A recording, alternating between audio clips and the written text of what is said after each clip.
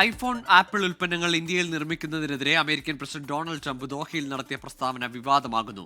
India Pak വെടിനിർത്തലുമായി ബന്ധപ്പെട്ട് ഉയർന്ന അഭിപ്രായ വ്യത്യാസങ്ങൾക്ക് പിന്നാലെയാണ് ഗൾഫ് പര്യടനത്തിനിടെ ട്രംപ് പുതിയ വിവാദത്തിന് തിരികൊളുത്തിയത്.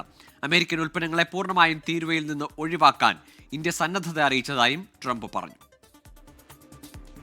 ഇന്ന് രാവിലെ ദോഹ സെന്റ് റീജസ് ഹോട്ടലിൽ ബിസിനസ് പ്രമുഖരുമായി നടത്തിയ കൂടിക്കാഴ്ചയിലാണ് ഐഫോൺ ഉൽപ്പന്നങ്ങൾ ഇന്ത്യയിൽ നിർമ്മിക്കുന്നതിലുള്ള അതൃപ്തി ട്രംപ് പ്രകടിപ്പിച്ചത്.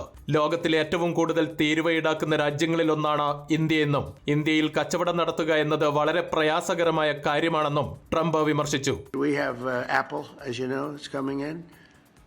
And I had a little problem with Tim Cook yesterday. I said to him, Tim, you're my friend. I treated you very good. You're coming in with $500 billion, but now I hear you're building all over India. I don't want you building in India. You can build in India if you want to take care of India, because India is one of the highest tariff nations in the world. It's very hard to sell into India.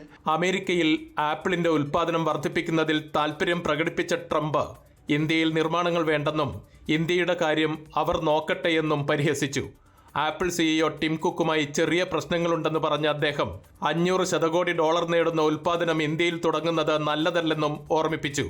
നിങ്ങൾക്ക് ഇന്ത്യയെ പരിപാലിക്കണമെന്നാണെങ്കിൽ ഇന്ത്യയിൽ നിർമ്മാണം തുടങ്ങാം.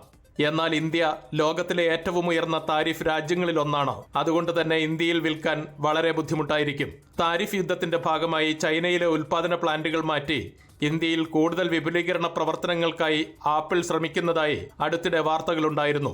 അതേസമയം American ഉൽപ്പന്നങ്ങൾക്ക് India പൂർണ്ണമായും തീരുവ ഒഴിവാക്കാനുള്ള സന്നദ്ധത വാഷിംഗ്ടണിനെ അറിയിച്ചതായും ഇതേ ചടങ്ങിൽ ട്രംപ് പ്രഖ്യാപിച്ചു. പാകിസ്ഥാൻ വെടിനിർത്തലിന് പിന്നിൽ ട്രംപാണെന്ന അവകാശവാദത്തിന് പിന്നാലെ താരിഫ് വിവാദത്തിനും കൂടുതൽ ചൂട് പകരുന്നതാണ് ട്രംപിന്റെ പുതിയ പരാമർശങ്ങൾ. ഇന്നലെ ഉച്ചയോടെ ദോഹയിലെത്തിയ ട്രംപ് ഇന്ന് ഖത്തറിലെ അൽ ഒദൈദ് അമേരിക്കൻ സൈനിക താവളം കൂടി സന്ദർശിച്ചാണ് UAE-യിലേക്ക് തിരിച്ചത്.